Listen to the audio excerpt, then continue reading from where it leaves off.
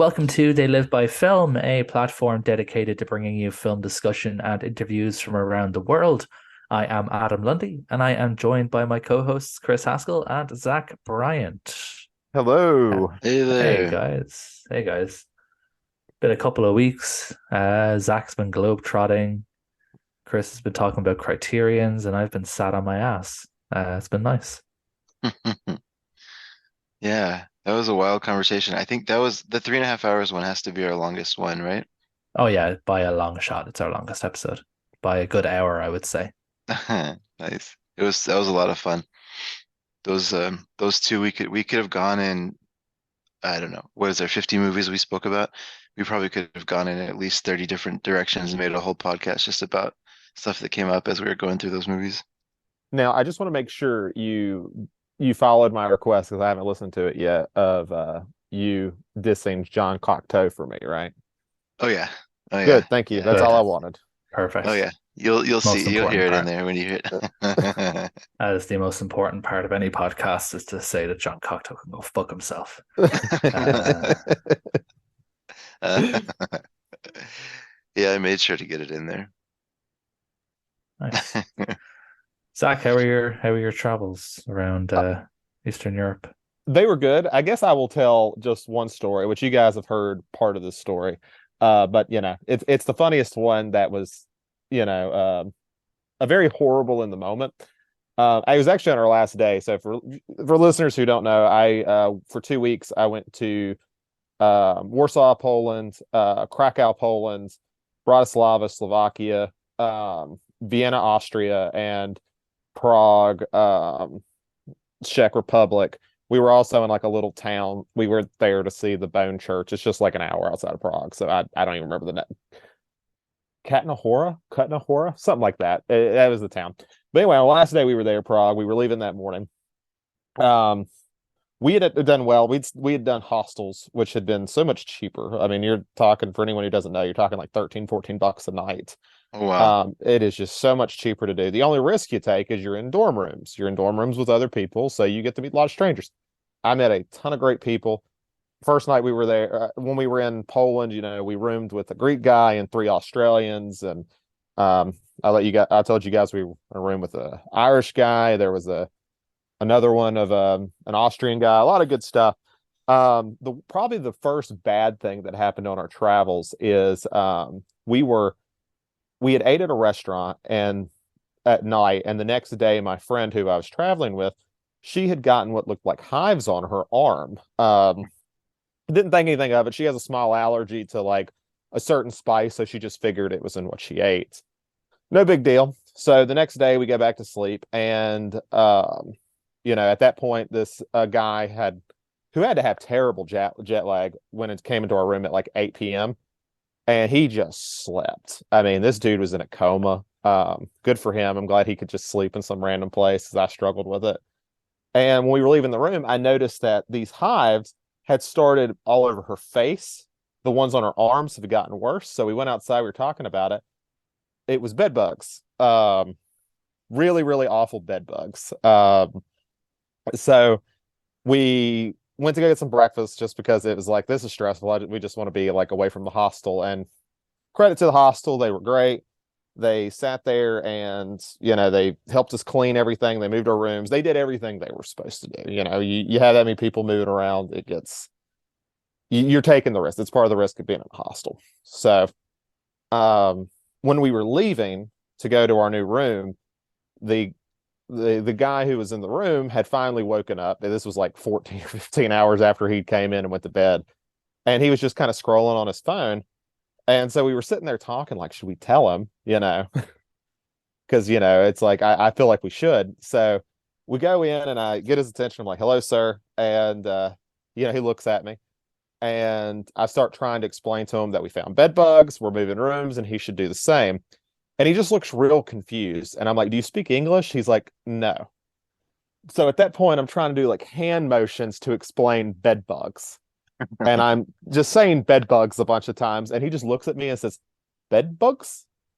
Like he's just repeating back what I'm saying. And I was like, oh God. I was like, how do I explain this?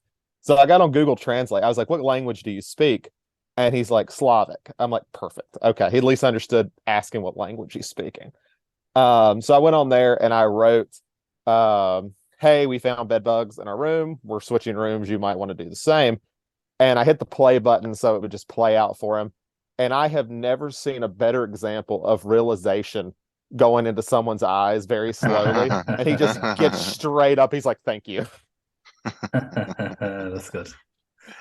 Very ingenious move to use Google Translate. I really just didn't want to leave the dude there. I was like, Yeah. oh God. No, that's good looking out, man. 'Cause you would have woken up with hives the next day. Wait, but I thought, okay, so maybe this is just like typical Americans being paranoid about everything, but I thought that when you had bed bugs, you had to like burn the whole house down. I mean, Pretty So much exaggerating do, slightly, though. but it is a stressful situation. So luckily it's not our mattress that has them, but our clothes had been on those beds. We had actually washed clothes the day before. So this was already real annoying. We had already washed our clothes because we only brought a week's worth right. and we had to wash them again. The only way to kill them and make sure they're dead is to wash them in 60 degrees Celsius, which is what we had to go by there, or about 143 degrees Fahrenheit. So just You're burn them basically. burning your clothes Yeah. essentially, and Yeah. they're going to bleed bad. I mean, it's just the risk you have to take because you're like, we can't carry this with us. So we ended up washing our clothes twice in really hot water. It ruined some of our clothes, but it's just like you gotta do what you gotta do. So, but the hostel was very nice. I full credit. Like I know a lot of people would be very upset, and we were, but I mean, you have that many people going to different beds. I mean, there's only so much you can do. No, it's true. There was a big it was a big bed bug infestation kind of in the last few months in mainland Europe in general. Um, Ah, it was a big thing all over Europe, like during the summer and sort of into sort of September and stuff. So I probably should have warned you. I just kind of forgot about it. Because it never got as far as Ireland. It was all mainly in mainland Europe. They were having issues because the Rugby World Cup was on in sort of September, October time, mhm. and there was a big issue in France with them, and there was a big worry that a lot of the people who were over watching, the Ireland team were going to bring them back, and it was going to spread around Ireland and stuff. So there was a big sort of bed bug issue in Europe this year, to be fair. So I And don't think it was specific to that hostel or anything like that. no, I mean, and it's I don't know if either of you guys have ever stayed in a hostel, and people listening have, but I mean, the way they clean hostels is very interesting because usually in a hotel room, the reason they need you to check out at a certain time is so they can deep clean the room. Mm-hmm. Hostels, people are going in and out, so you might be there for 3 days. The person across you might be leaving the next day, and the next person over there might be there for a week. You can't let that room not clean for over a week, so you're just kind of cleaning as people leave. So they'll just come in the middle of the day when most people are out doing something anyway, and they'll go in and clean what they can. They usually don't touch your stuff, but that's really the best they can do until I don't know if they have a schedule necessarily of when they say, okay, nobody's going to be in this room. We need to clean it, but you never know when that'll be. Mm-hmm. So hostel life is very interesting. We got a room to ourselves after that, so that was nice. I think they put us on a quarantine floor because no one else was on that floor. Like we were looking out and I was like, Nice. this whole floor is dead. I was like, I think they quarantined us. There's a trick for you listeners. If you ever want to get a hostel floor and room to yourself and off the bunk, just pretend you have bed bugs. Yeah, there you Uh, go. there you go. There's an unethical life pro tip. There's a maybe you were doing this on purpose, Zach, but there's a really good segue from bed bugs and lowly vermins to the first movie we're going to talk about as well.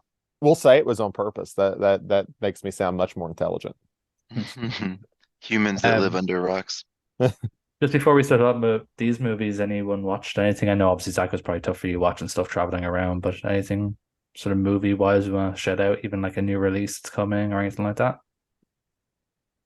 Y'all can start. I do have a few things, but y'all can gratefully start. Yeah, Um, I'll just Go like ahead, throw Adam. two of mine because mine's very short. I haven't really been watching much the last couple of weeks, just been super busy. But obviously we last spoke just before Halloween. had happened on the end of October. I'd watched a film that I'd heard about and I had owned on disc for a long time, and I never actually watched it. Zach, you've probably seen it. I don't know, Chris, if you have. It's called Lake Mungo. Yes, yes, that's a Um, good one. Oh, second set yeah, release, huh? second site release. Yeah, I have Yep. the second site release for that one. It's one of the couple of second sites I have. Really interesting film. Didn't really. I kind of knew roughly what it was about. I knew it was like a fake documentary kind of thing. So I kind of knew what I was getting myself into. But it was really good. It was really well done. You would forget it's a fake documentary. It is sort of really well put together. And it's not like corny at all in terms of its horror. A lot of it's very, very, very understated until like the kind of like sort of end segment, really. It's when the only time it kind of really goes full horror. So I thought it was good. I found that entertaining.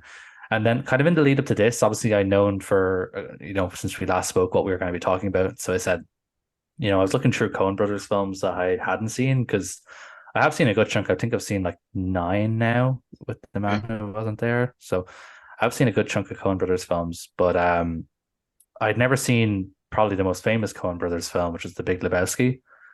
Um, Really? yeah, never saw it. Never came across it. Said, okay, I'm going to watch The Big Lebowski. Before I watch these films, I'm going to watch The Big Lebowski just so I Oh can tick no. that off my list. Dudes, that film is like so overrated. What the hell? Like, I'm sorry, but like, it's fine. Like, it's not bad or anything. It's a solid 4 stars. But like, people were telling me this is like the funniest film ever. I didn't laugh once.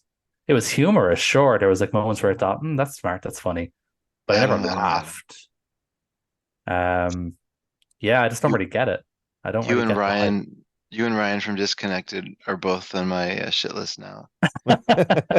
I just don't get the hype. It's not a bad film. I said, like, I enjoyed it. It was fine. I just don't really get the hype, though. It's definitely not a 5 star movie or one of the best movies ever made or anything. It's fine. I, I think to Okay. me, Big Lebowski fits in that same sort of thing. And this is going to sound like a weird comparison, but I think it's going to fit. Is like when you talk about people of a certain generation talking about Napoleon Dynamite, there is a certain time period where that What? movie is hysterical. And I am one of those people. I think Napoleon Dynamite's hysterical. I watch that movie every year or so. And I think Big Lebowski, as much as I love the film, can be the same way. Like if you're out of place, I think it can seem a little okay. What's the deal with this movie? Why do people find it funnier than I think it is? That's the way I kind of see it. Yeah, I get that. These are some hot takes. Um, I like Big Lebowski, but I also like Napoleon Dynamite. So I mean, I no, know that's a different one for people. I love Napoleon Dynamite. But yeah, just comparing those two is crazy. Okay, so here's what I'll say because you either get it or you don't. The very first time, I mean, like so whatever. That's fine that you didn't like it, although it hurts for me to say that. He But gave it 4 Like I stars. said, I didn't. I did not like it. I'm putting this out here. I'm not saying it's a bad movie. I'm saying it's not a five It's star greatest of it's all all or time nothing, Adam. movie. All or nothing. Yeah, yeah, Either you that's exactly absolutely it. I'm just obsess with saying it's it or you overrated. despise It's it. good. I'm just saying it's overrated. No, but I think if for what it's worth, 10 years down the road or whatever, watch it again. It's a movie that gets better on rewatch. And like I've seen it probably, I don't know, 12 times now, just over my life. It gets better every time. Like there's a surprising depth to that movie that I didn't catch when I first saw it. Um, and I think like the pacing of it gets better every time I see it. And I don't know. I think it's basically like a perfect film, but we won't get into that debate today. I it's 4 stars is fine. It's fine. Overrated hurts.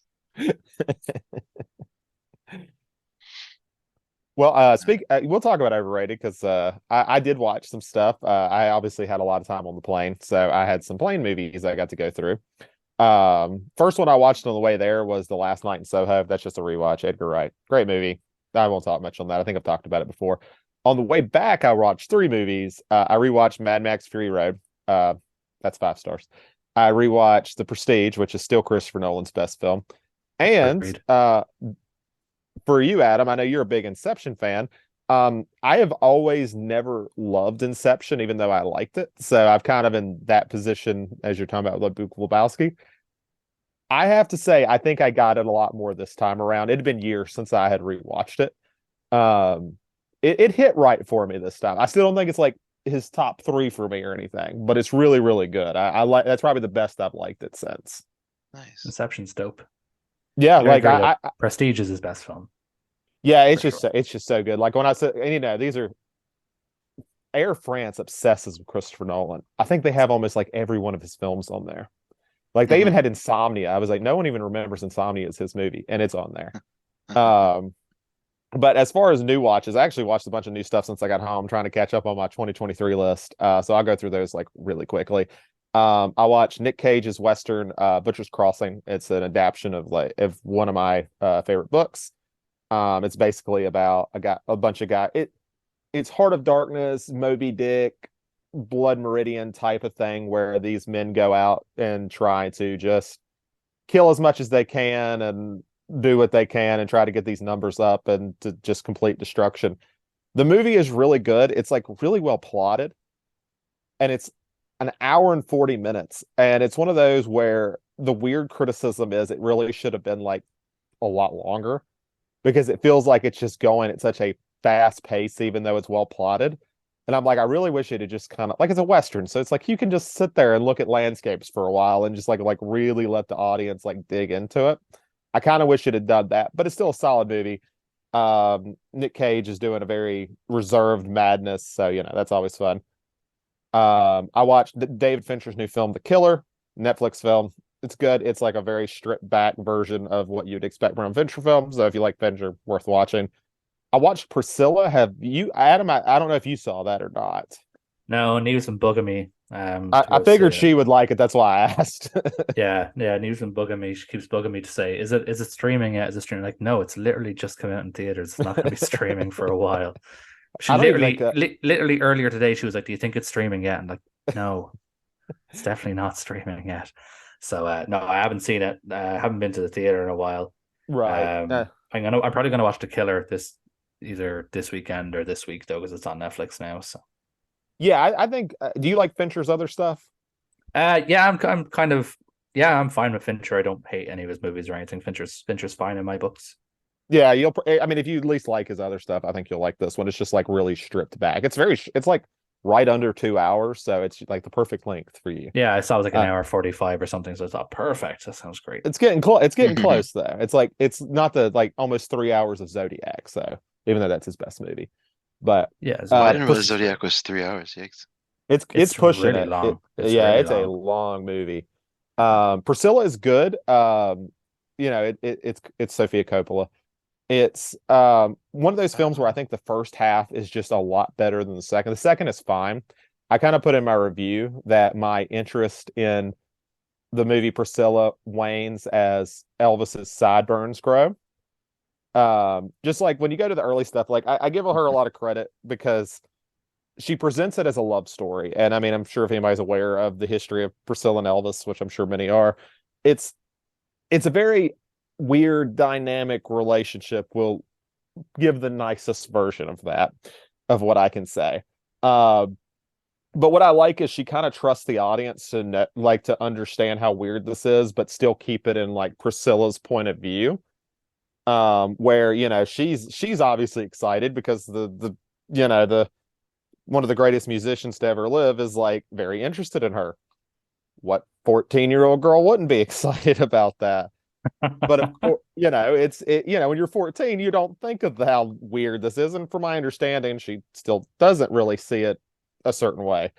But the way I like Coppola does it is she emphasizes so much like how small she is and like how childlike she looks without ever like having too much of that pointed out. Like that people just kind of treat it fairly normally.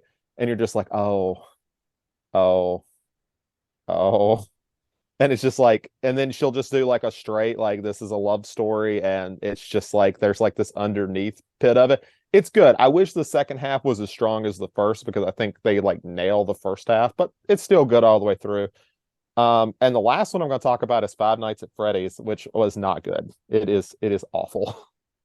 Um, the animatronics look great. The design of the whole film looks really good. Josh Hutcherson and Matthew Lillard are good. They did not need to get the screenwriter from the games to write a movie. He does not know how to write a screenplay, and it really shows. Five Hmm. Nights at Freddy's seems like it's like the biggest cultural phenomenon that like completely did not hit me. I have no idea. I had no idea this thing even existed, but apparently it's like huge. Yeah, I don't It's know how big it is like across the way. Here, yeah, it's you definitely like you go into a GameStop, you'll see tons of it. I think I played the first game. I think I finished it. I know I played it. I don't know if I finished it. I think I did. But yeah, it became a huge thing for a long time. yeah, I did hear the movie was bad. Um, I will Fans probably like it never watch because it. it's like nothing but Easter eggs of the games from what I can tell. And it's like, oh, well, Okay, that doesn't help me because this isn't for me. that's fair. Yeah. Yeah, I haven't been to the theater in a while, but I'm going to be there twice next week because I'm fulfilling one of my life's dreams on Monday. I'm seeing 2001 on the big screen. That's awesome. One of the theaters in a nearby city showing it for like Science Week, and it's like a free screening. And I'm like, oh, Hey, well, you can't beat free. I was like, yeah, fuck yeah, I'm going to that. Got my ticket straight away. Um, and then on Tuesday or Wednesday, I'm gonna go see the Marvels just because it has to be done. Might as well get it over with. I'm actually more interested in that than I was in the first one, Captain Marvel or whatever. Hmm. I think the Marvels trailer has me more interested in it. I think they're going for more of like a lighter tone, it seems like. Yeah, they're definitely trying to like they even like this movie's even less than 2 hours, which for a Marvel movie is unheard of. It's like Yeah, a tight seriously. 1 hour 45. Oh man, I might Um, actually go see it then because I was like, yeah, man, I don't want to put 2.5 hours of a Marvel movie I'm not gonna care that much about. no, it's literally like 1 hour 45, something like that. Wow. So That's like shortening baseball. They this year they shortened baseball by making a clock on the pitchers. And it's much better. Everything about it's Yeah, better. really, I do think Yeah. so. It's much easier to watch. Yeah, because like Um, baseball is a boring sport unless you play it, but this at least makes it like watchable. yeah. I mean, that's I why I love watching. enjoyed watching baseball this summer. I watched a baseball game because I had nothing else to watch this summer because all the sports I watched weren't on. Mhm, And I was like, ah, shit, what's on TV? And there was a baseball game that was on. It was on in London, but it was mhm, American teams. I can't remember what teams they were. mhm. Um, but it was like they were playing in London, so it was on obviously at a normal time for me in the middle of the day, and I had nothing better to do. So I said, oh, I'll throw this on. I heard it's boring. I was like, this isn't boring at all. This is great. That this explains it. Yeah, because If I they've mean Yeah, there were set it up. times where pitchers I can't remember who it was, but if you have what they call a switch pitcher and a switch hitter, they can bat or throw left or right handed. So you can go forever if you get like two of those at the same time, where one will try to do a left-handed one, and then the batter will account for that, and then he will switch, and then the batter gets an opportunity to switch, and it'll take forever just to throw a pitch, and it's like, ah, just throw the pitch already. yeah. So you'll get stuff like that. Now, yeah, now they can't do that, thankfully. They have to like get it done. I could talk. Baseball is one of the sports I probably watch the most out of anything.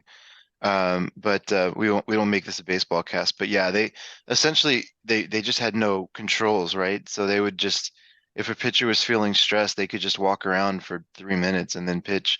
Um, and So they so basically yeah, added a play clock, like in like yeah, football or Yeah, yeah, basketball or yeah. yeah, whatever.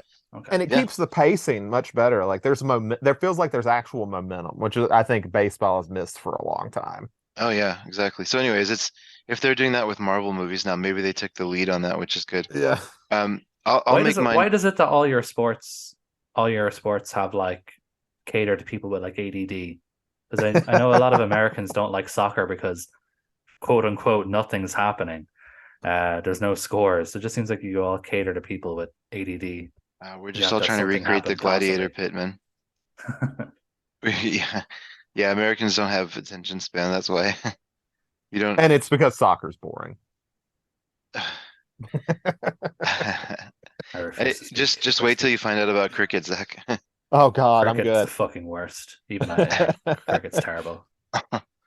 I'll be super quick, just because there is one I want to talk about. So I rewatched the Dreyer trilogy from Criterion, the out of print Dreyer trilogy. that has Day of Wrath, Ordette, and Gertrude. Just for the Spine by Criterion by Spine thing that we're doing for the subreddit, or that I'm doing for that. And I didn't realize that watching Day of Wrath on rewatch, I got it more, or like maybe I was more ready for it.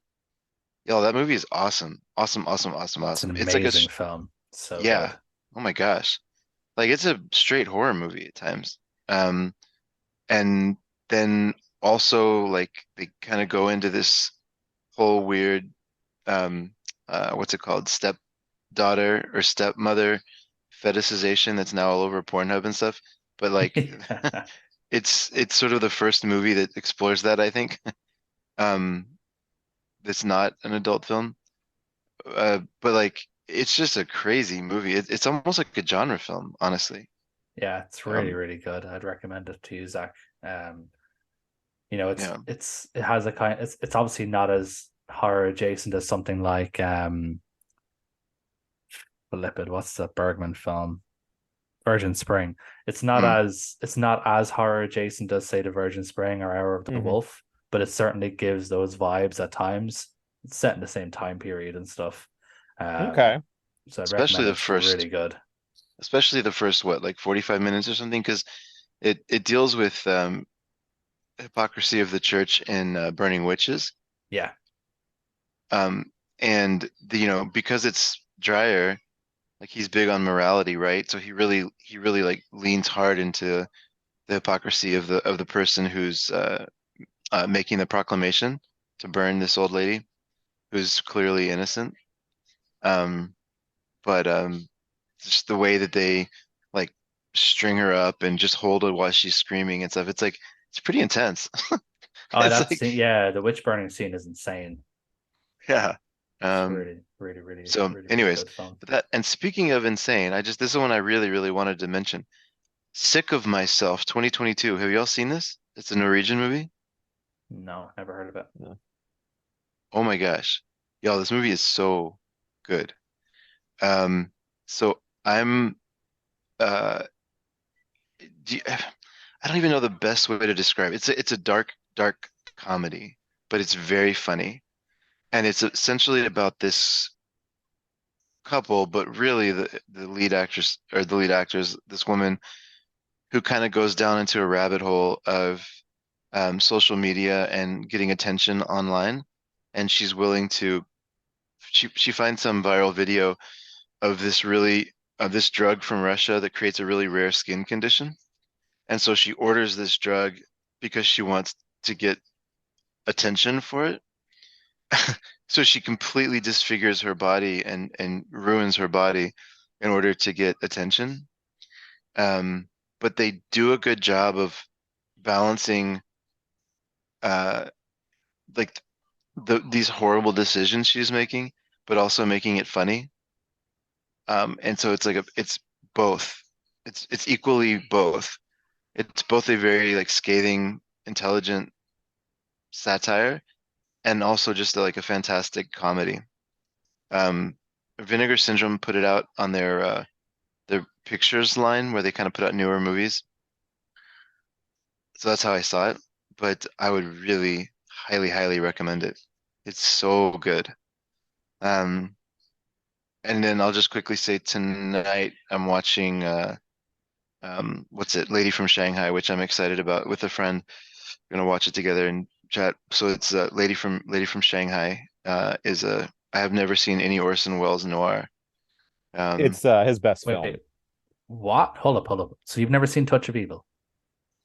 I've not seen Touch of Evil or Lady from Shanghai. Whoa, man, Touch of Evil is so fucking good.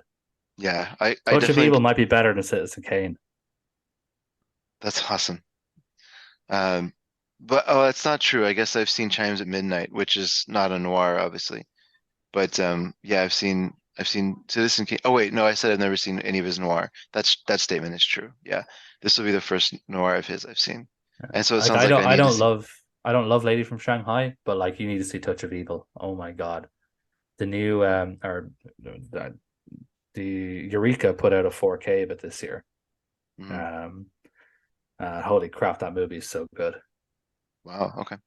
Well, yeah, I can't wait to see it. I'll probably watch both, I guess, then in November.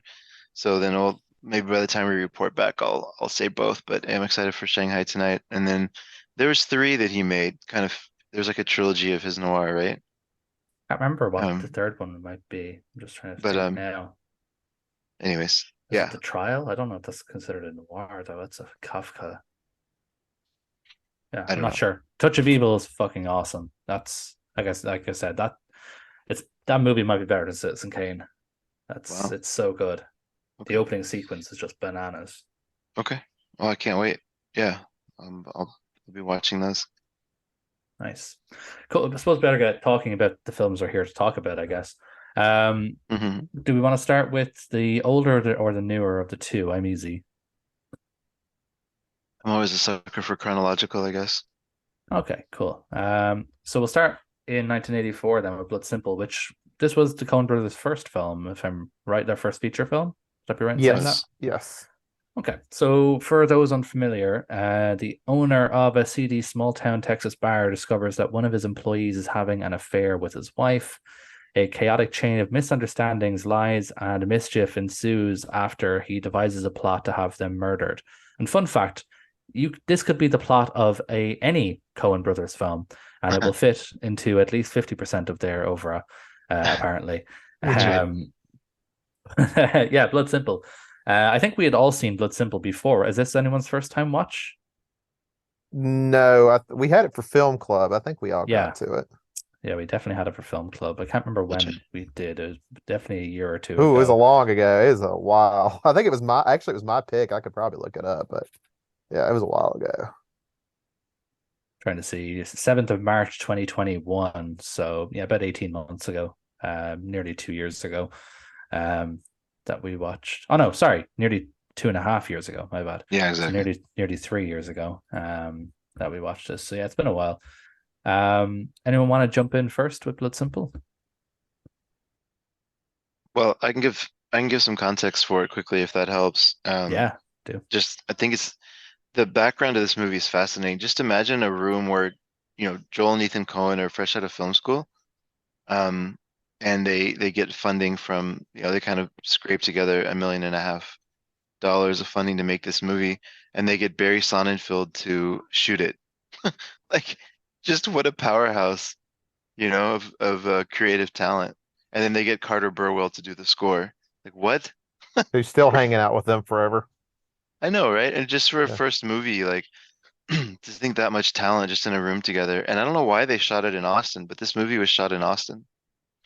Um, and I wouldn't say that I recognize any of the scenes in it because Austin's changed a lot since 1982 when they shot it, or 1983 when they were shooting it.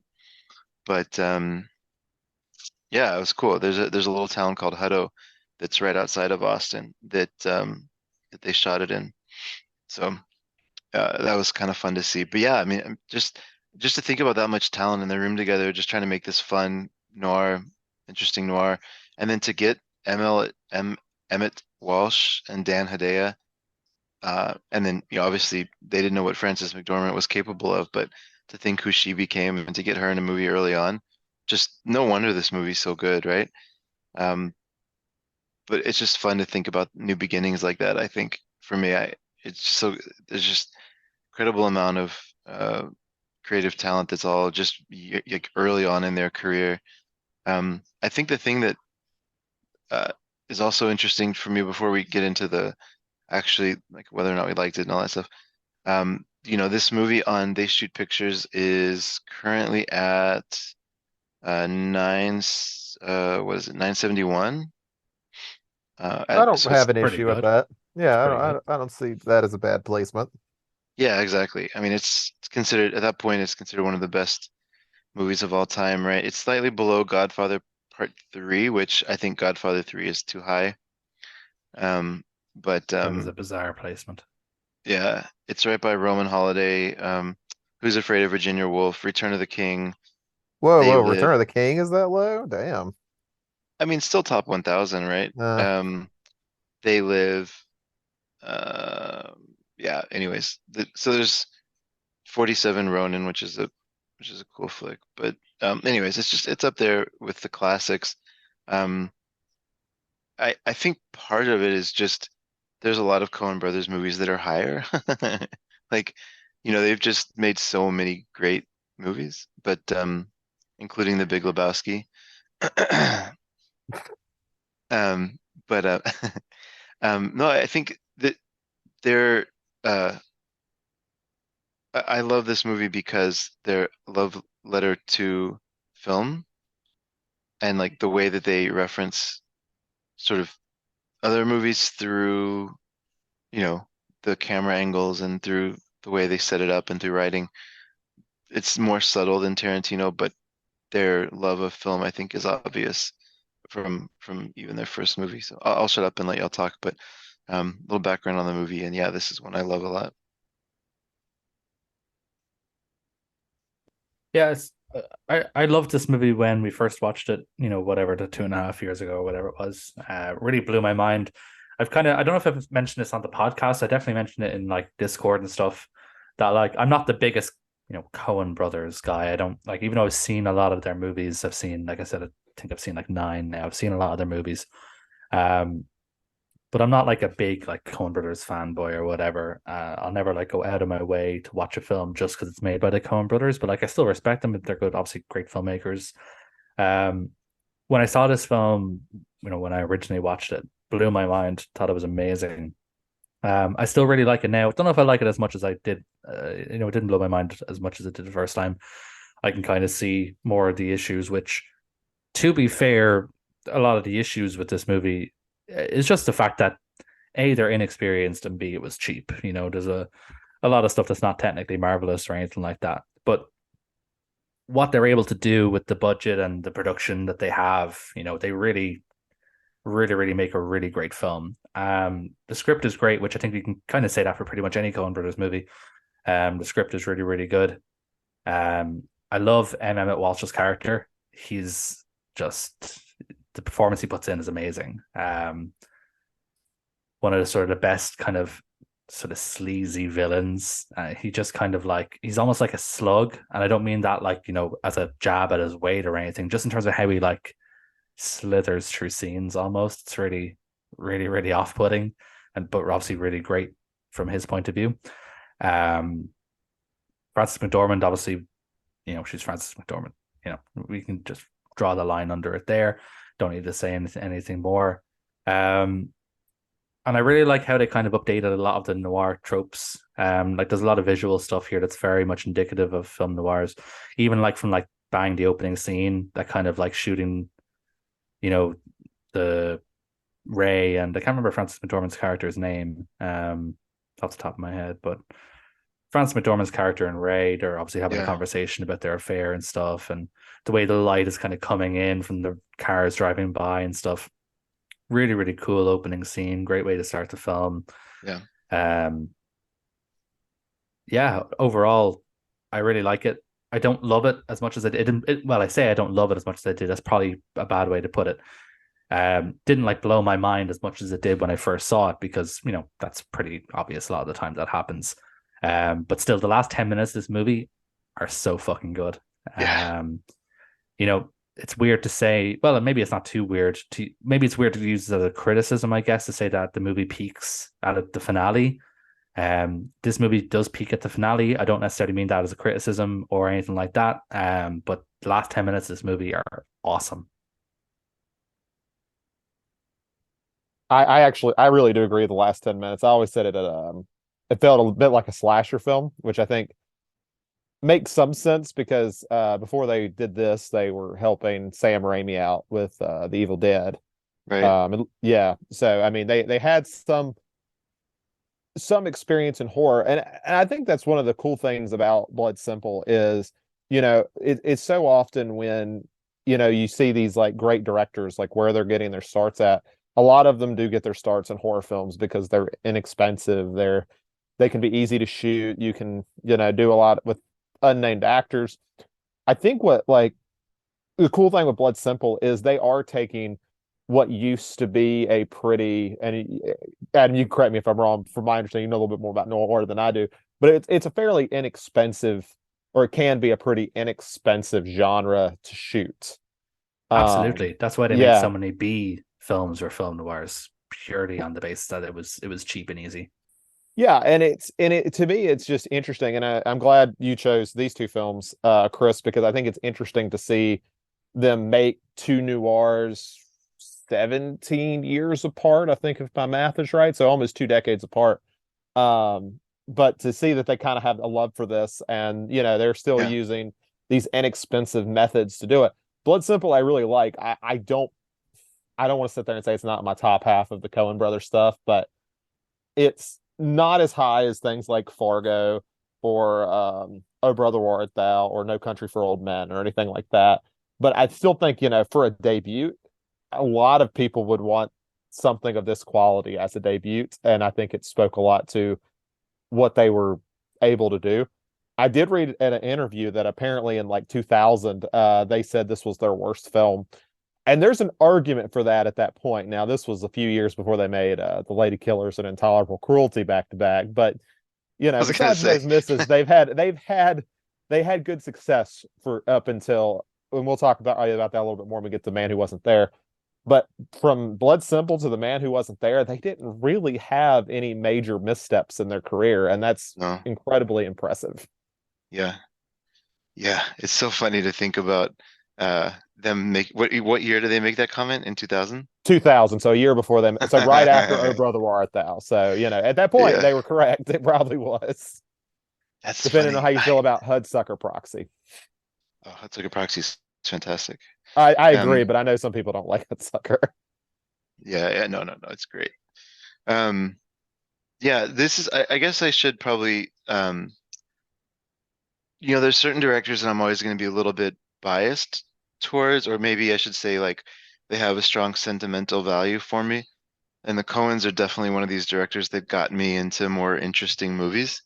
Like I saw Fargo before I really understood dark comedies, like what a dark comedy was. And I remember feeling guilty for laughing. Um, and then later on realizing that it was meant to be funny. And that moment just kind of blew my mind that someone would make something like this, if that makes sense. Like I was just completely drawn in to anybody that would make a movie like this. Um, and then Oh Brother Where Art Thou was what? It was 2003, No, two, it's three, four. 2000. It's the first movie. It's their first movie in the Oh, 21st century. 2000. Okay. Yeah. Then yeah, but I saw that in theaters and I just I think I saw it 3 times in theaters, which I know Zach, you'll see something 7 times in theaters, but I can't think of a movie that I've ever seen 3 times in theaters. Like it's a very rare for me to go back and see something again like right away. I don't really have the attention span for that, but that movie was just so perfect for me when I saw it. So anyways, then I just kind of took a deeper dive and started seeing more of their stuff. But I think they have such a I like them because I think they have such a confidence as writers. Like it's just it's so hard to find people that have such a confidence and also competence. Like that's two things combined. Um, and I don't know. Blood Simple is great. I did notice if we're looking for minor flaws of the movie, I think Dan Hedeya's right. The character of Dan Hedaya, I think the writing on him is probably the weakest. I like him as an actor, but the scenes where he's in with Emmett Walsh show how good um, Emmett Walsh is, and I think, and maybe how they weren't as confident writing Hedeya's character. Um, but I don't know. Other than that, I can't find much to pick on from this film. What are the things that y'all are saying show that they were new and weak? I think I there's mean, just a lot it's of hard. Oh, you can go first, sorry. Adam. There's just a lot of technical stuff for me, just in terms of like, there I can't like sort of pinpoint exact moments, but there's parts where they'll like edit together two sequences and it just won't be as tight as it would be for like, an experienced filmmaker.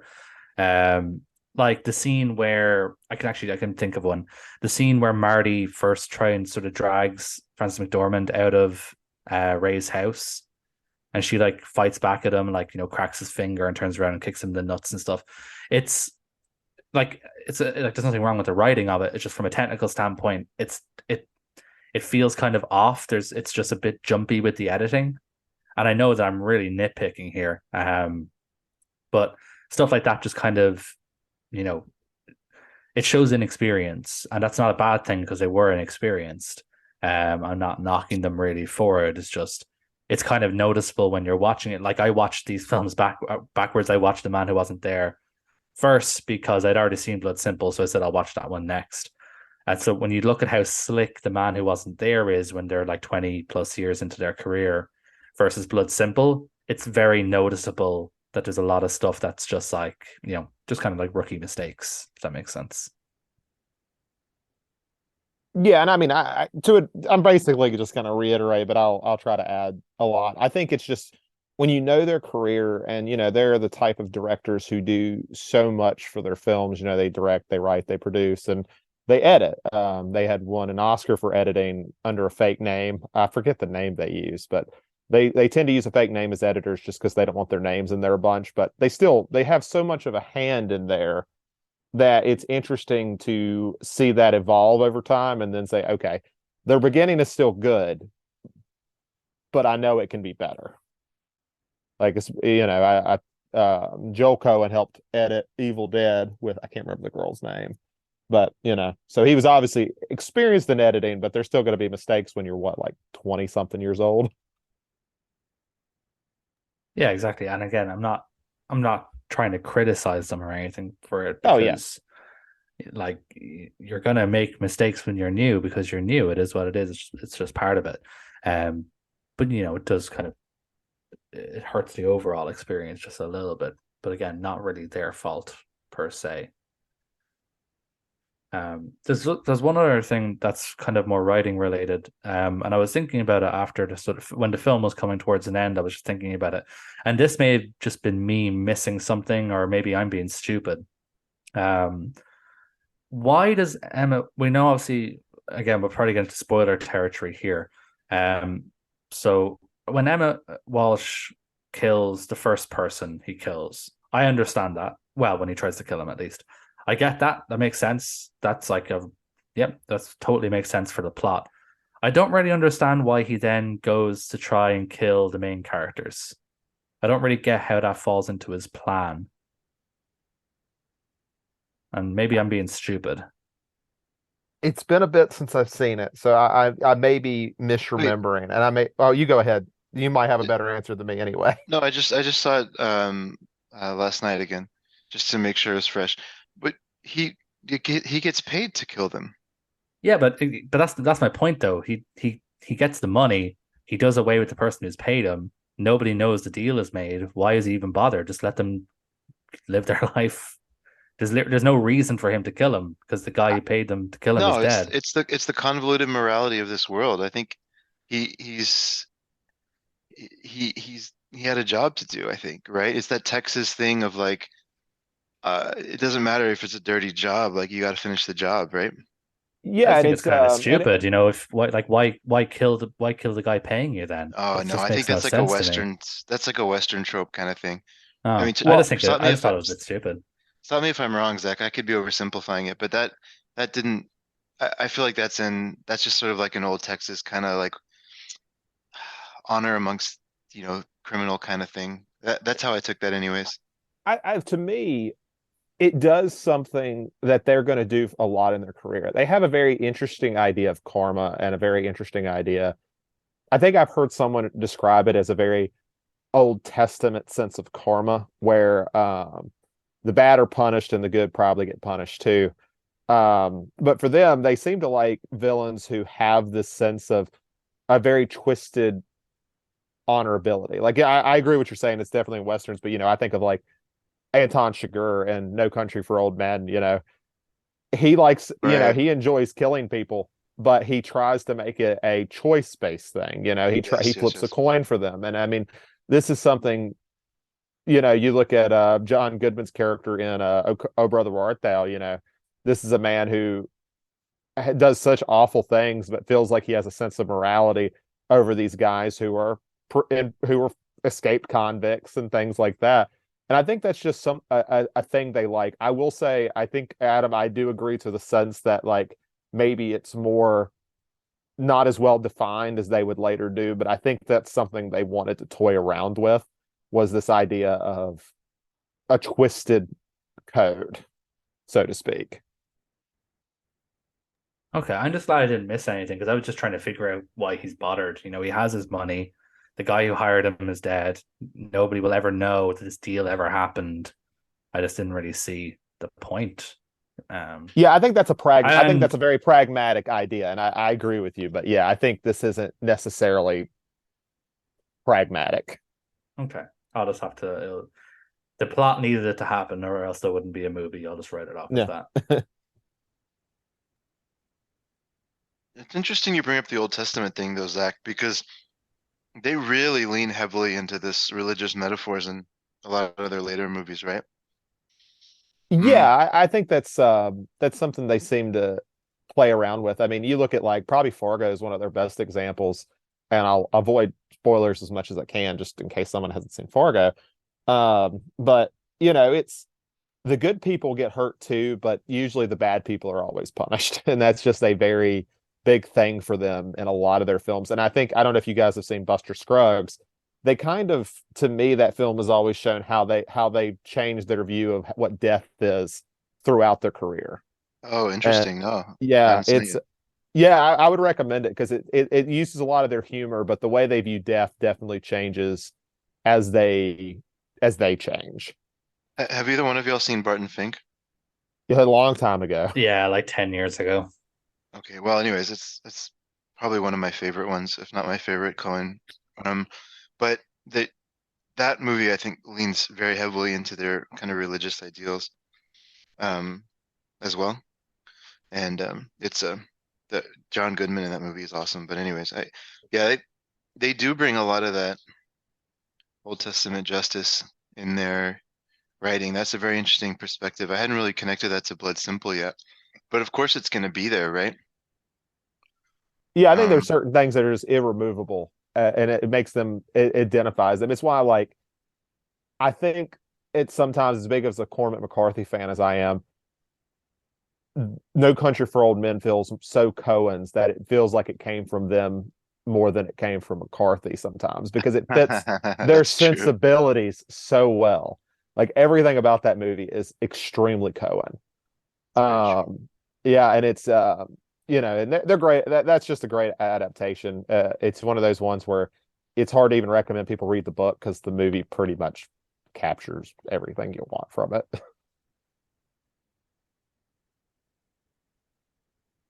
Um, we've talked a little bit about favorite Coen Brothers movies and these kind of things.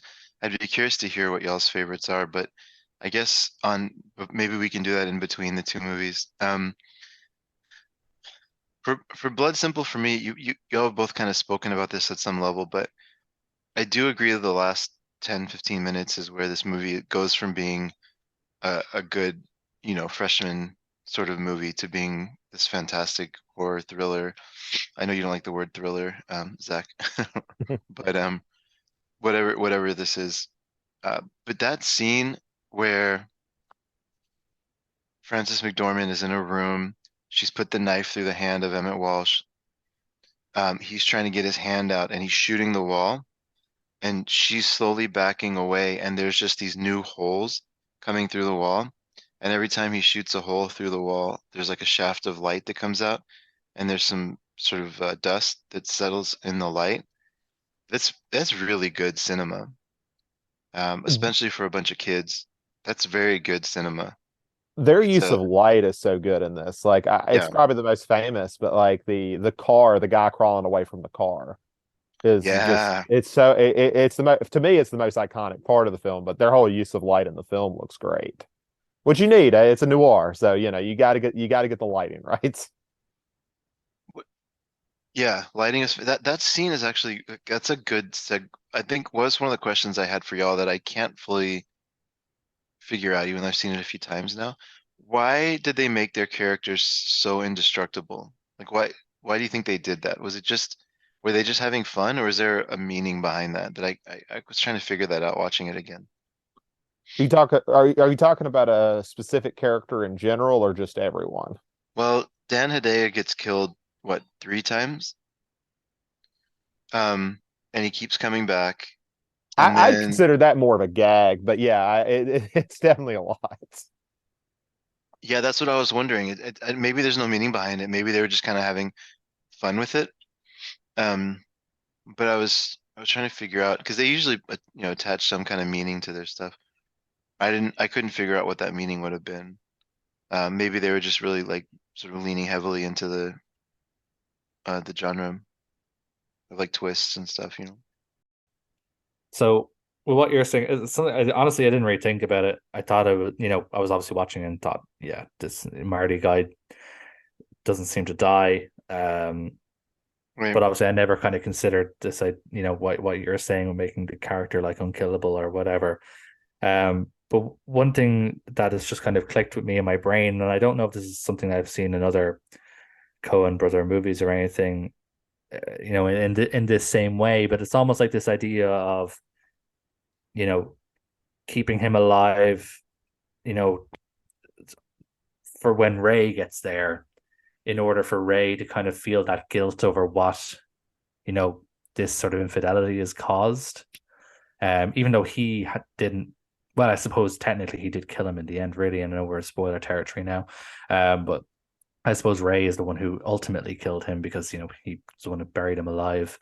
But kind of keeping him in that state to the point where Ray had to finish a job was almost like kind of making sure that Ray knew that he was sort of complicit in this in a way. Obviously he's not the original guy who shot him or anything like that, but Ray's sort of infidelity with Marty's wife kind of led to this. So it was making sure that Ray kind of felt guilty. And in a way, kind of reminded me of Macbeth, which is my favorite Shakespeare play. And then obviously Joel Coen did his adaptation. Ethan wasn't involved at all, so we can't really call it a Coen Brothers film. But Joel Coen did an adaptation of the tragedy of Macbeth. And it almost kind of reminded me of that, like with the way like Macbeth sees Banquo's ghost, just kind of reminding him of that guilt. So that's just kind of what came into my head when you were talking about that super interesting concept that never really clicked with me until you had mentioned it. Ooh, I like that. And just building on that a little bit, nobody's really good or bad in this movie, right? No, they're all kind ev- of, yeah, no one's a saint by any means. yeah. And so maybe this is a way of also just making it like that kind of complex morality that they do in a lot of their movies, honestly. But this is like, it's easy to look at Emmett Walsh and say he's a villain, but all he does is he's like a he's like a weapon. Like he doesn't do anything on his own, right? He just does things that other people ask him to do. So he's sort of like a proxy for the sin, if you want to call it like Old Testament language, or the evil that's in everybody else. Like he carries it out, but he's not the person he's not the origin of it, right? He's just profiting from it. And you can debate whether or not that's worse, but um, he's just trying to get in a parking lot and hook up with chicks. And I then mean, aren't we all? I think his I like the way they expose his sort of character by he's saying if it pays well and it's legal, I'll do it. And he's like, well, it's not strictly legal. And he kind of pauses and he goes, well, if it pays well, I'll do it. I like that Yeah, exchange. that's good. Yeah, it's a really good scene. And it shows that but he's not the one ever. So like the other characters aren't as disgusting and like kind of vile to look at and watch, but they're the ones coming up with these schemes, right? He's just carrying them out. Yeah. Um, so they're worse, I think, in that way, in the context of the movie. Don't want to, yeah, maybe I'm not going to say they're worse. I guess sleeping with another guy's wife is technically not as bad as killing them, but yeah, certainly there's no saints in this movie by any means. And we can talk about that sleeping with a guy's wife and killing him when we get to the next one too. Yeah, Right. with most Coen Brothers films, we could talk about this concept. Joel must have some Joe. I don't actually know who does most of the writing. I know they write together a lot, but she's My understanding is they come up with an idea and they both write a script okay. and then they come together. So I don't know who gets more of their stuff, but that's apparently was their writing process at one time. One of them is very insecure, it seems. Hope it's not Which one's Joel. He's married married to? to I was gonna say Joel. which one's married to Francis. Okay, Joel. That makes sense. Yeah. Francis might be a sly dog on the side. Who knows? Um, she's not up to anything funny. Um, right. Any final thoughts on Blood Simple before we move on to The Man Who Wasn't There? I guess it sounds like I liked it the most, but I'll just say great. Not that y'all didn't like it, but to me, this is just maybe, I don't know. It's a great movie. I Yeah, don't know where I just would such a put it in great terms of, debut. You know, it's yeah. just if they had a short career somehow, this would still be looked at positively. I think it's just like retroactively, it's different when you know what comes later, which isn't, fair necessarily fair to the movie. No, exactly. So we'll move on to 2001. Joel Nathan Cohen made a film called The Man Who Wasn't There, um, which I had thought was a kind of like a play on The Man Who Knew Too Much, the Alfred Hitchcock film, but is actually apparently taken from a poem from like 1898 or something like that. So my sort of guess on the origins of the title of this film were wrong. I assumed it was a Hitchcock reference because this film has plenty of them, but this wasn't a Hitchcock reference. But the plot for this reads as follows from Letterboxd. A tale of murder, crime, and punishment set in the summer of 1949. Ed Crane, a barber in a small California town, is dissatisfied with his life, but his wife Doris's infidelity and a mysterious opportunity presents him with a chance to change it. Anyone want to jump in on The Man Who Wasn't There? This was my first time watching this film. I'll just put that out there now. Mine as well. Mine as well. Yeah, if y'all want to go first, I'd be curious to hear your thoughts, and then I can do the rankings and all that stuff. Yeah, sure. I can go first. I'm gonna see if Adam thinks I'm crazy. This would be like a great double feature with Kiss Me Deadly, right? Like, do you feel that as well? Because I feel like it just because of the weird, like almost sci-fi element of it. Yeah, I could see that. I was more thinking Shadow of a Doubt. Um, I think but it takes place in the same town. I think I was reading that at some point. Like maybe they reference the same place that Shadow of a Doubt takes place or something.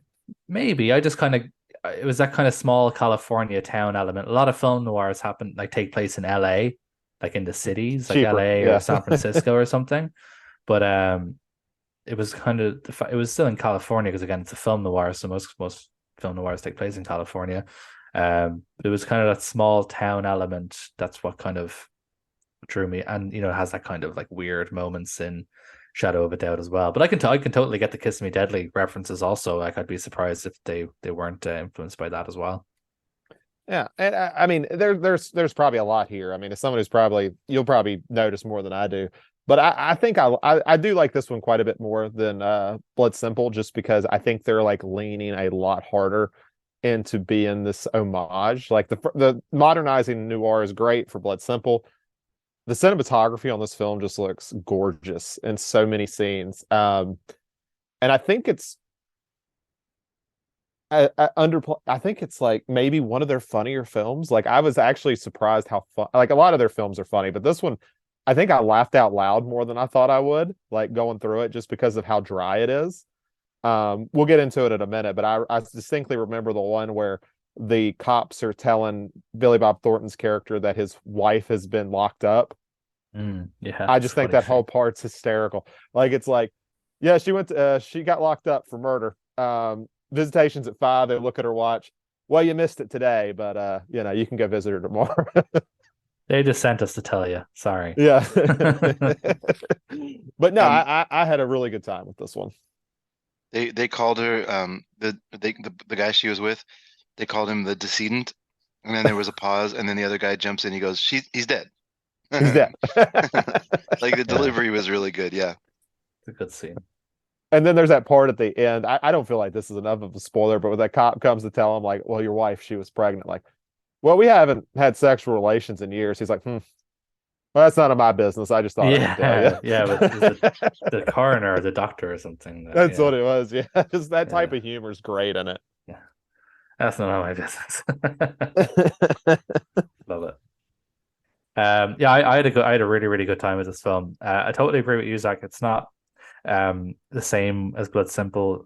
I suppose the best way I can kind of describe it is that Blood Simple is a neo noir, Mhm. whereas The Man Who Wasn't There is uh film noir that was made now, I guess. Well, not now, it was like 20 years ago, but it's very much more in the style of it emulates the style of a classic film noir, whereas neo noir kind of sets it in a contemporary setting and tries to sort of change the tropes or update the tropes or whatever. So they are definitely different in terms of how they use the noir influence. The Man Who Wasn't There does strive to be like a film noir. Film looks so good. There's that scene in like where Tony Shalhoub's character, I was thinking of the same one. I know it's exactly. insane, where he's like bathed in that light from above. Holy crap, that's like something out of Citizen Kane. It's insane how good that scene is.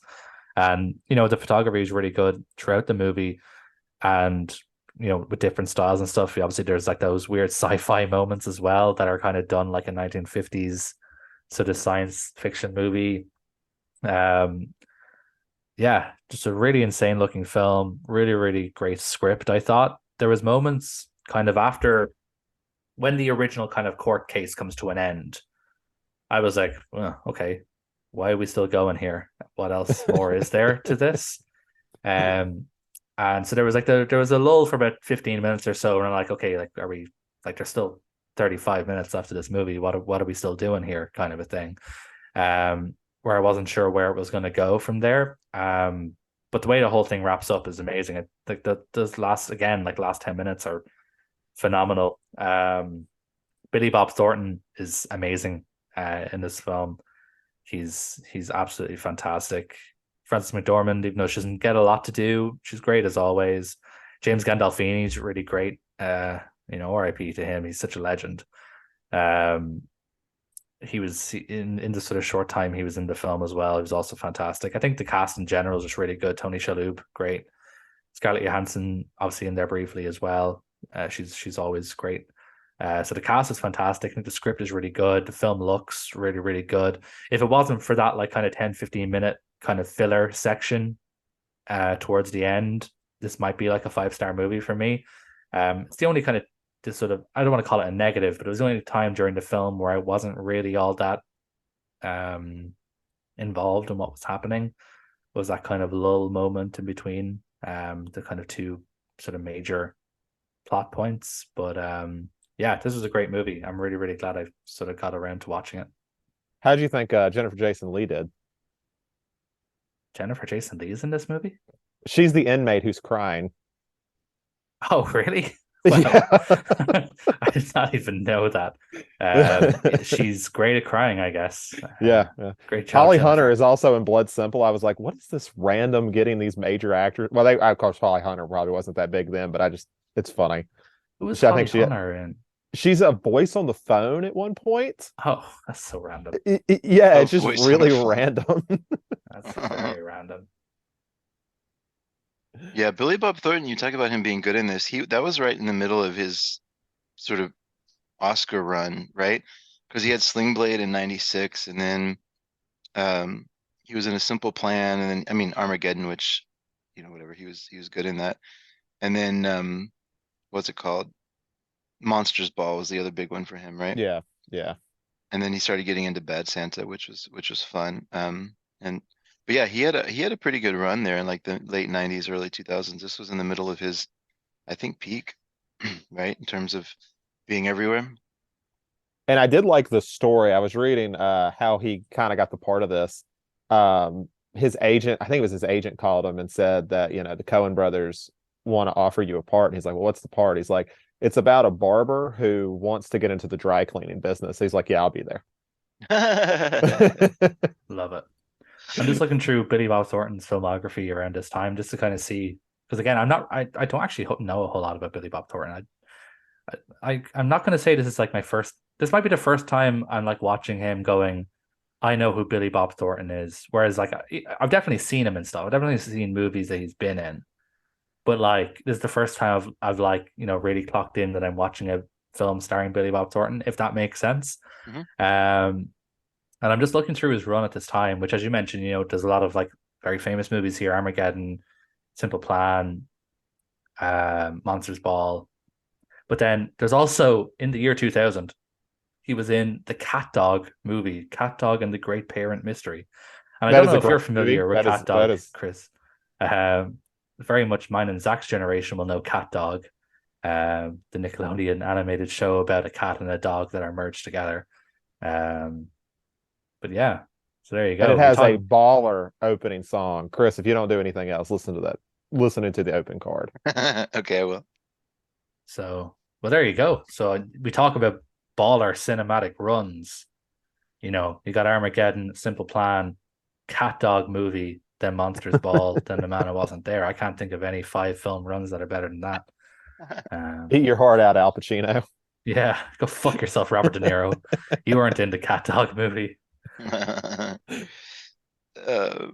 oh boy, y'all are gonna So have a heartburn when I tell you where this movie's ranked. And I wouldn't surprise if it's not ranked just because it's not known, like it's known as their other stuff. well, Yeah, it's more definitely. specifically, what's ranked around it. Oh Um, no. but the movie's at 6,916, which who knows, right? I That mean, is feels low, low. yeah. It does feel Um, low. yeah, but guess what's around it? Right The above cat it, dog movie? Cat Dog movie. No, Cat Dog is top 1,000. Of Let's see. course. Right above it is Michele Suave's The Church. Never heard of it. Um, Okay. and then right above that is Big Trouble in Little China, which what is that doing in the 6,000s? Yeah, it needs to be way higher. Yeah, how is that? Honestly, I would be okay with all three of those films being much higher. Yeah, The Church is, I don't know if I would necessarily recommend it for you, Adam, but The Church is great. Um, it's Michele Suave is the one. Wait, do we do? Oh no, we haven't done his movies. Never mind. Um, but yeah, Michele Suave is one of these Italian horror directors that was closely working with Argento. Made a couple of ones that Argento produced. Oh, Yeah, he directed like four very unique and interesting horror films and then just Yeah, kind of like tapped out. yeah. oh, maybe I would like it then. Definitely you need to see Stage Fright. That's probably the And I've heard Cemetery of that uh, Man. one. yeah, Yeah, I've heard of Cemetery Stage Man. Fright, and I think I've heard of Cemetery Man as well. Cemetery Man's getting a release soon, right? Did I Yeah, read Yeah, that? Severin. No, no, no. Yeah. Cemetery. Yeah, Severin. Severin. yeah, they're coming out now. Yeah. Um, okay, so I just wanted to quickly do the Coen brothers have the problem that Woody Allen has, and that's the only comparison I'll make between the two of them. Well, I think they're both Jewish as well, so they have two things in common. But their movies don't make a lot of money. No, I Um, think they've only been number one at the box office like once okay, ever. yeah, I know you're a little closer to the box office stuff, but I do know that just in general, they either lose money or like break even. So this was a $20 million budget, which also super high for this movie. I don't Yeah, know it's like they exactly gave how. them $20 million for this. Yeah. Um, but that's probably because they just had made Oh, brother, where art thou? Oh Brother Where Art Thou, right? Yes, Yeah, they were that coming off. soundtrack killed it. Oh, yeah, they made some people a lot of money. Um, but yeah, they had just come off this phenomenal run, like you said. Every single thing they did was basically flawless, right? They had after this was Raising Arizona, which definitely put them on the map as far as interesting. Um, it's a very unique comedy. And then Miller's Crossing, which is one I almost wanted to choose for this, but it's not noir, but that movie is just beautiful. And then Barton Fink, which might be their best script. Hudsucker Proxy, which is fun. But then all of a sudden, Fargo, Big Lebowski, Oh Brother, Where Art Thou? Like holy cow. Um, so 1996 to 2001, that 5 year stretch was like all Coen brothers. Um, and then they had some misses, and then No Country for Old Men in 2007, and then True Grit in 2010. But I mean, yeah, Yeah, I they got feel into like a Western era. I guess they figured, man, Intolerable Cruelty and Lady Killers was terrible. Maybe we should go back to some basics. Yeah, I'll never understand Lady Killers. For them to remake a movie and like choose that one of all of them, and then to make it the way they did, I'll never understand that. Like I can Um, understand remaking Lady Killers because that movie's not that good. But they may oh, have made it worse.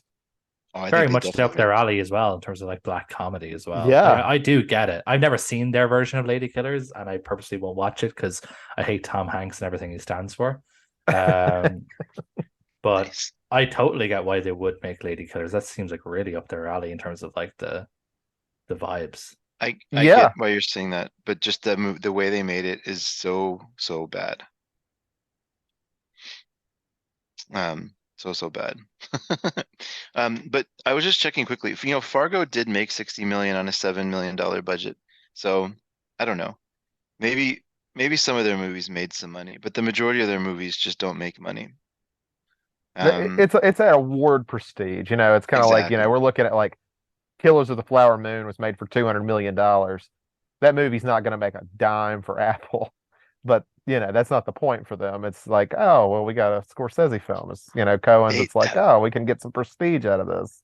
wait, is that a real number, or are you just speaking in hyperbole to make a No, point? no, Killers of the Flower Moon is made for $200 million. What? Yeah, it would need like $600 million to break even.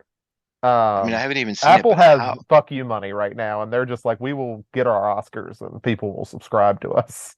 Wow. $200 million for like essentially like a biopic. I'm legally not allowed to touch on this topic. Um, I've heard the movie's it's great, by the great. way, but Yeah, I I'm mean, just thinking of it's not a bloated budget. They okay, spent $200 million on this movie. okay. Just like a quarter of it probably went to how good the cast is. It's kind of like when you watch Yeah. Oppenheimer and you're like, oh yeah, the cast got paid for this. Yeah, I Because get it. like people just because you have Oscar winners showing up for like 10 minutes It's and then like when just it's like when South Park got George Clooney to voice the dog, and all he does is bark whenever he's in the show. yeah. Yeah, it's just almost like a joke at that Well, point. that's But because George Clooney begged Trey Parker and the other guy That's true. Stone, Matt Matt Stone, yeah. Stone. Matt Stone. He begged them to be in it, and they're like, "Yeah, sure, you can play the dog." Oh my God. But he Um, can't even be mad because that's just what you should expect.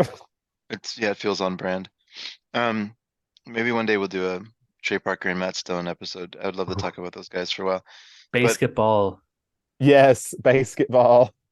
that's funny. I That just was want to talk about the unsolved mystery segment of that. oh man. Um, Speaking of unsolved mystery, there's a lot of mystery in The Man Who Wasn't There. Oh yeah, we Um, should talk about that. Yeah. um, uh, I so this was heavily influenced, they said, by the same writer that did like Double Indemnity and Mildred Pierce and a lot of that era of writing. And I think it makes sense. What you said is right, Adam. This is very much just like they're making a film noir, right? Like they're making a studio noir. But they're making it in their own way. There's a small scene in the beginning where Frances McDormand is laughing with Gandolfini, and you see their connection. They're in a eating dinner. Like Gandolfini comes over with his wife, and they're eating dinner with them. Um, and he's telling like war stories, and Frances McDormand is just hooked on these war stories, and she's like, all of her emotions are extremely exaggerated, and she's laughing hysterically, and like that's a perfect scene for me to kind of talk about the Coen brothers. I think that scene is that dinner scene is perfect, I think, because it conveys so much about every single character without any exposition, just by the way that Gandolfini's telling a story, right? And then they go out on the patio afterwards, and Gandolfini's trying to impress Billy Bob Thornton, and he's telling him all these crazy stories, and he's just like not having it. He's just standing there smoking a cigarette, and then like that whole sequence, I think, is just to me what I love about the Coen brothers, I guess, how they're able to convey so much in the way they build scenes. Um, I and think the, it's a similar gag, and because I definitely think they're taking a little bit of the piss out of the noir genre, like in a loving way. Mhm. One of my favorites is he does this narration all the way through it. It's very, dramatic and monotonous and all this other stuff. And there's this part where he's going through it, going through the motions. And then the whole part where the phone rings, he goes down and the whole thing goes where he drives, he goes down to like the mall or whatever that store is called, like kills the guy, and then the voiceover just starts back like nothing happened, even I though it love that. stopped for like 10 minutes. It That just, was oh, okay, we're back brilliant. to it. Like, I thought that was great. it's And so funny. it reminds me of something, and I just can't quite put my finger on what it reminds me of. I don't know why my head is jumping to Fight Club or something, but there's another film that did something similar to that. But I thought, yeah, what they did with that was brilliant. The way they take that 10-15 minute gap, something crazy happens. And then it's basically him just going, where was I? Oh yeah. Yeah. Like Uh, like what he's saying is somehow more important than whatever's going on in the movie. yeah. Yeah, it's awesome. Yeah. Um, The script for this is great. The screenplay is fantastic. Some really good stuff. Like I'm not the biggest fan of voiceovers. Despite me loving film noirs who are infamous for having voiceovers, I think some are better than others. But yeah, I really like this one. It kind of gives you a good insight into his character, which I suppose is kind of the point because it's this he doesn't really character's have one. Like he is the he's man who wasn't there. He's just kind of like this blank canvas, this yeah. very dry person who just kind of lets life just kind of move by him. Yeah. I guess you guys at some point in school had to read The Great Gatsby, right? Yeah, he's like Nick Carraway, Nick. right? Yeah, he's Nick. Yeah, Yeah. yeah. Yeah. No, he doesn't really do anything except for like one thing. But it leads to so much happening. Mm. Yeah, and I mean, thankfully they got someone like Billy Bob Thornton who I can watch be silent and smoke a cigarette, which is like 90% of this movie. Right. And I'm engaged. Yeah, because It's there is that intensity there as well. I know I'm saying he's kind of like a blank canvas. I don't think he's as blank a canvas as Nick Carraway, who is almost like not even a character. He's just more of a But conduit for the audience. Um, there is like that kind of like intensity behind Billy Bob Thornton's character's eyes as well, like the whole way mhm. through. You can tell internally he's just kind of pissed off about everything, but he just doesn't have the effort to actually do a whole lot about it. That's And he like, accepts. It's almost like he accepts that. Like, yeah, it's mm, exactly. It's just like internally he just goes, this is annoying. I hate this. I hate that. But then there's also going, it is what it is. and then even when you Uh, take like his murder, it is as close to self-defense as you can get. I mean, like it's either that or sure. it's the only time he really oh, it's kill or be killed. reacts. Yeah. Yeah, and it's the thing that like forces him to do something, but it leads to everything going wrong. Which I mean, that's a Coen Brothers thing too. Like, you look at Yeah. Fargo, like, oh, I'm gonna have my wife kidnapped to get some ransom money. It should be pretty straightforward, and it's everything but straightforward. Um, what I love about this one is he just straight up confesses to the lawyer. He's like, that won't work. And he's like, just Yeah. he's like, I killed him. He was sleeping Nothing. with my wife. And it's like, no, they won't buy that. Yeah. Yeah, but that okay, there's a couple things there I want to just quickly get to. So first of all, there's that scene that him and Doris, Frances McDormand's character, Doris shared where he confessed to doing it, Mhm. where she realized that he knew she was having an affair, right? And Yeah. Yeah. I think that's what ultimately led to her committing suicide, right? Because I mean, I don't, it's never said, but now that when we find out that she was pregnant, we see this wave of like understanding and kind of sadness wash over her, I think, and their relationship changes, I think, after that.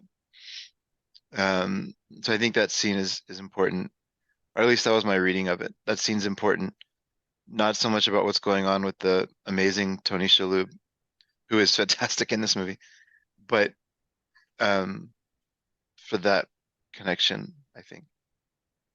Um, Mm. at least that's how I read it. I debated like why she did what she did, because part of me feels like I just don't feel like her character would have cared that he knew. Like, I just don't think it would have affected her that deeply.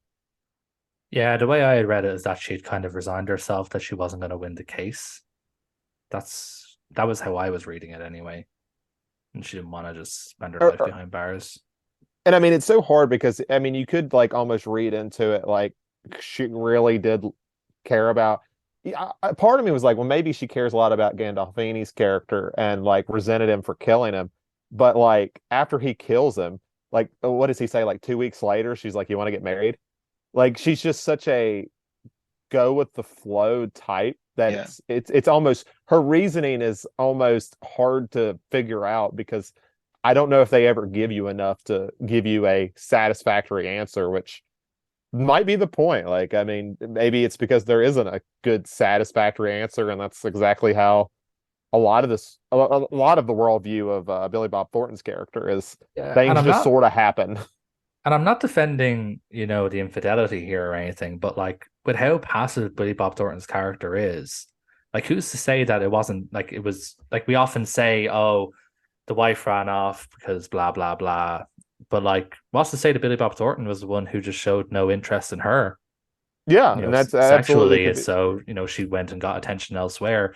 He says they hadn't had intercourse in a couple of years or whatever, but like who's to say that wasn't him like just not being interested. So that's why she sort of went off with Gandolfini's character. So there's obviously some of the stuff is never explicitly said or anything like that, but I think there's a couple of ways you can read into their relationship. Well, let's hang out there for 1 second because that leads great into my second question or thing I was thinking about. There's this whole thread with Scarlett Johansson, right? Mhm. Yeah, And her character's name is Rachel Birdie. Birdie is what her Yeah. nickname is. Yeah. Birdie, right? Uh, I really liked the way that they used her character in this. Because I think it adds, again, we were talking about like there's complexity in Blood Simple for these two, or well, every character, I guess. They had layers. And I think this was interesting because he had conflicted feelings for Birdie, right? And he never made a move on her sexually or anything. In fact, his reluctance to engage that way is what caused the car accident when she was trying to make a pass at him for being appreciative of his interest or however she phrased it, right? Mhm. Um, but she awoke something in him, and he was sort of the most alive when he was with her, right? So she woke up something in him, uh, and it was I don't know if it was the music that she was playing or just because she doesn't really do much other than just be there, and he kind of becomes infatuated with her, Well, and I Yeah, right? think like I hear what you're I saying. think that that's the importance of like the musician scene where he's explaining why she's not a good musician. To Billy Bob Thornton's character, she's got a real chance at life. She's got a talent, probably something he doesn't really feel like he has, and somebody who or he if he did, he wasted it away. But then, you have the guy who's explaining, yeah, she hits the keys right, but that's it. That's all she does. And that's not enough. And he just can't comprehend that. And that's, such a big part of it because a lot of it is she's kind of being passive about that as well because it's not her passion.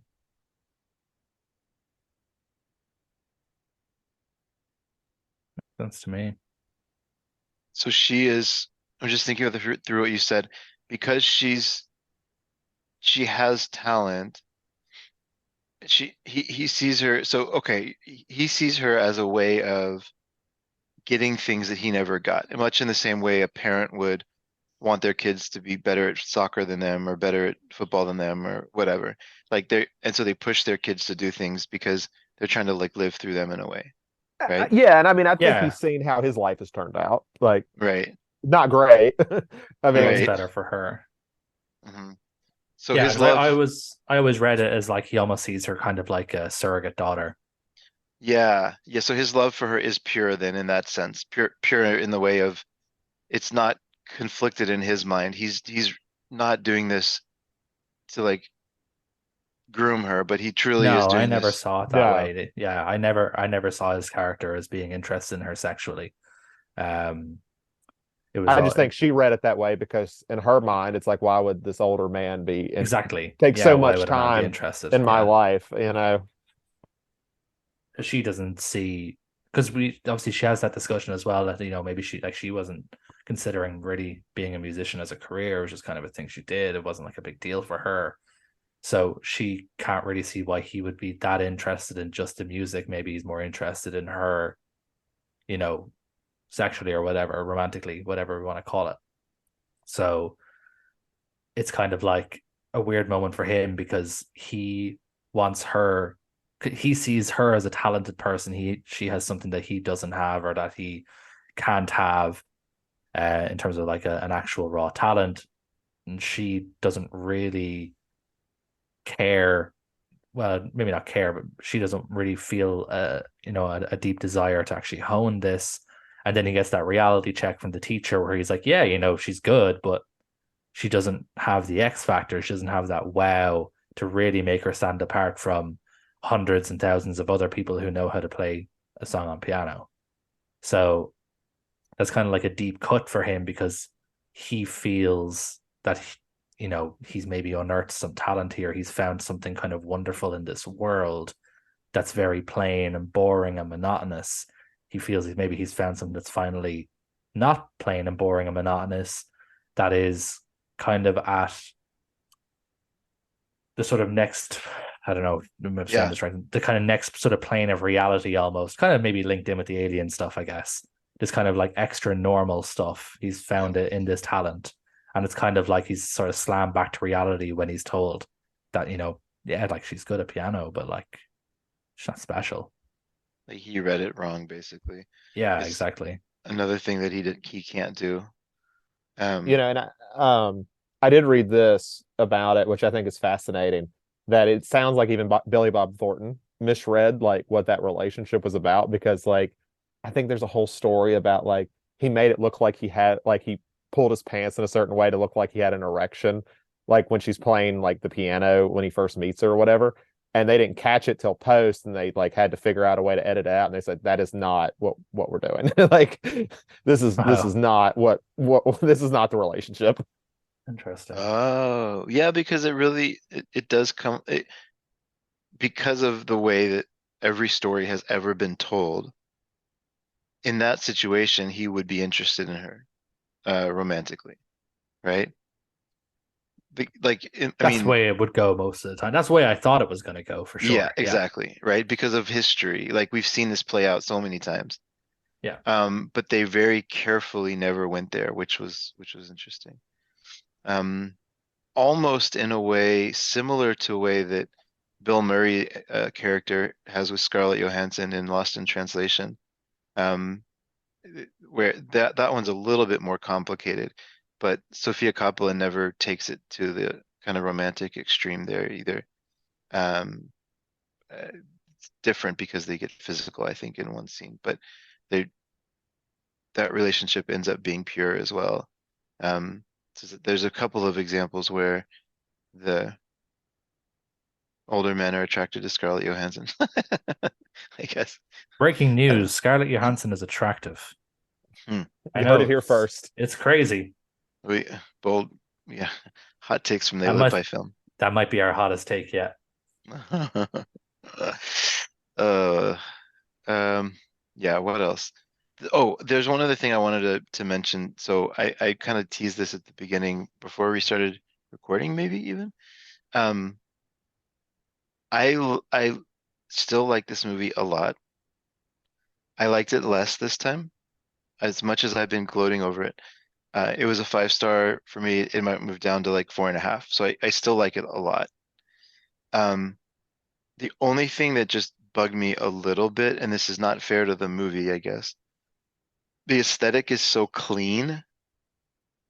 Um, Everything is so composed, so perfectly framed. Um, uh, I like the Coen brothers when they're a little bit like gritty and not so uh not where everything is so clean. Like I like Oh Brother Where Art Thou because the whole world is kind of dirty a little bit and like dusty, and same thing for True Grit. And like I like the movies where they do this. Llewyn Davis even was just everything was so dirty, and like he didn't shower a lot, right? Like I like when they are in that sort of style or aesthetic, and everything here was pristine. Like everything was cleanly pressed. Everything was very almost like hyper reality almost. Uh, and the way that it was shot was so flawless, and there was no griminess. Um, and that bugged me just a little bit. I think this story could have been, I don't even know exactly what the alternative would be. Like, I don't know if I'm saying I want like a cheaper camera filming it. I don't know exactly what I'm saying, but it was just so polished that it didn't match for me as far as the story they were trying to tell, which all that did is take it down maybe half a star for me. I still think there's a lot to love in this movie, but it bugged me a I little bit this time too. I think what they may have been going for, at least kind of how I would read that, is there is such a focus on the nothingness of Billy Bob Thornton's character. Hmm. Like it's from his perspective, so everything just seems almost plain. Like we see the beautiful lighting and everything else, but I mean everything is almost so uniform. And even like when he talks about like the hairstyles he does, all of them are like this clean cut. This is the way things are. This is the production. This is how things are produced. It's clean. And I guess at that point it highlights the messiness of the situation in a way. Like it highlights Hmm. that a little bit more of when things aren't in order. Like he's lived a whole life where and I'll actually have either of you guys seen the Fargo television show that he's in? Mm-mm. No, I've not. So there's a part where he's talking to like Martin Freeman's character, and the Coen brothers didn't write the show. This was done a separate thing, but it is connected. And he's talking about his whole life. He kind of let life pass him by, and he never like let himself get sucked into the mud, and he's paying the price for it now. And it almost feels like it ties into that sense as well. Like he's let life just pass him by in this very plain and clean way. And Mm. this is what it looks like to be in the mud in a sense. Zach's thoughts are exactly my thoughts. Okay, sold. Also, dry cleaning. Dry Uh, cleaning. yeah, We didn't even get to the dry cleaning, man. that's why it looks so clean. Yeah, It's about dry exactly. cleaning. There we go. The hair from the hairpiece of the guy in when they found him underwater Mhm. reminded me of the Night of the Hunter. Yeah, same. Yes, Okay. absolutely. Okay, good. 100%. I thought that was Definitely Good. great. had to have been had to have been a direct homage. I Okay, good. refuse to believe otherwise. Yeah, Um, just as cool. beautiful. As we wrap up, then two final things. Then I guess obviously Zach, you're going to tell us what we're going to watch next. But quick, then we want to kind of just shout out their like top one or two favorite Coen Brothers movies before we wrap up. Is that something we want to do? Yeah, I can go first real quick. Yeah, So, you don't have to give a big explanation or yeah, anything. Just kind of shout them out. yeah, sure. So my lame answer is No Country for Old Men as like my number two, and then my number one is Oh Brother Where Art Thou. Fair enough. Chris? Yeah, I'm a big fan of the Coen brothers. Let me see if I can. Um, the m- I, it's probably No Country for Old Men for sure. Big Lebowski, Barton Fink, and Fargo. Some of those, some combination of that. There. My top three, I suppose number three is kind of a bit of a cheat because it wasn't both of them, but Tragedy of Macbeth. I love that film. It's phenomenal looking. It, Uh, if Adam wants a Bergman film, that's fine. Exactly. it does look like a Bergman film. Yeah, it's stunning. It's one of the most beautiful films I've ever seen. Number two, No Country for Old Men, and number three, maybe a little bit controversial, or number one, I should say, a little bit controversial. Inside Llewyn Davis. Uh, love that movie. It's one of Very my good. favorite movies of all time. Wow. And I thought it was going to be Big Lebowski was number one. Uh, No. Zach, why don't you tell the folks at home what we're going to be talking about next time around? So we'll keep we're gonna do three movies next week. So I can't remember if I've actually my last two picks have been three movies, so I apologize. I'll stop doing that for a while. We're gonna do some creature features, one by water, one by land, and one by air. We're gonna be doing Steven Spielberg's Jaws. We're gonna be doing Tremors from 1990, and we're gonna be doing Jordan Peele's Nope, that came out last year. Awesome. Jaws, what is it? Jaws, Tremors, and Nope. Tremors? Nope. All right, I'm writing it down. Okay. So we got one film I've seen relatively recently because I watched it last Halloween, well, last October in Jaws. One film I haven't seen since I was about 8 years old in Tremors, and one film I've never seen at all. So that's nice for me. I thought you were gonna save Tremors for us, Zach, so we could do a part one and a part two Tremors special for next Halloween. Tremors franchise. Well, no, next Yeah. Halloween we're doing the Friday the 13th franchise. Of course. That might have to be No, a we have to get three-parter. to the top three movies. So, that's why we're gonna watch Tremors. Hot take, but it's the best one of the three. Awesome. Sounds good. Okay, can't wait. Well, thanks, Joe.